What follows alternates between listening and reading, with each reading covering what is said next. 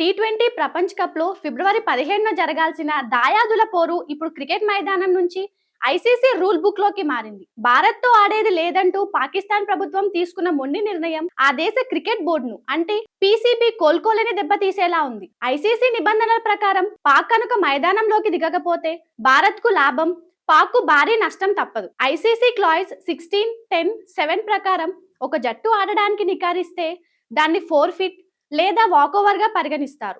ఒక బంతి పడకుండానే భారత్కు 2 పాయింట్లు లభిస్తాయి. పాకిస్తాన్ జట్టు 20 ఓవర్లలో 0 పరుగులకే ఆల్అౌట్ అయినట్లు పరిగణించి వారి రన్ రేట్ను తగ్గిస్తారు. ఇది వారిని సెమీస్ రేస్ నుంచి తప్పించే ప్రమాదం ఉంది.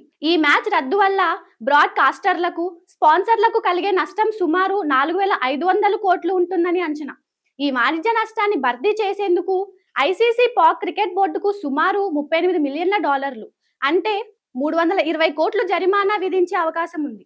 ఐసీసీ నుంచి పాకిస్తాన్కు వచ్చే వార్షిక ఆదాయంలో సుమారు $34.5 మిలియన్, 70-80% కోత విధించవచ్చని సమాచారం. పాకిస్తాన్ సూపర్ లీగ్ అంటే పిఎస్ఎల్ ఆడేందుకు విదేశీ ఆటగాళ్లు ఇచ్చే ఎన్ఓసీలకు ఐసీసీ నిలిపివేసేలా ఇతర బోర్డులపై ఒత్తిడి తెచ్చే ఛాన్స్ ఉంది. పాకిస్తాన్ కెప్టెన్ సల్మాన్ అలీ అగా ఈ విషయంపై స్పందిస్తూ ప్రభుత్వ నిర్ణయాన్ని మేము కాదనలేము, ఆటగాళ్లుగా మా చేతుల్లో ఏమీ లేదు అని నిస్సహాయత వ్యక్తం చేశాడు. మరోవైపు భారత్ మాత్రం సేఫ్ జోన్ లో ఉంది. భారత్ టీం షెడ్యూల్ ప్రకారం కొలంబో చేరుకొని ప్రాక్టీస్ సెషన్ లో పాల్గొనబోతోంది. టాస్ సమయానికి టీమిండియా మైదానంలో ఉండి పాక్ రాకపోతే ఎంపైర్లు అధికారికంగా భారత్ ను విజేతగా ప్రకటిస్తారు.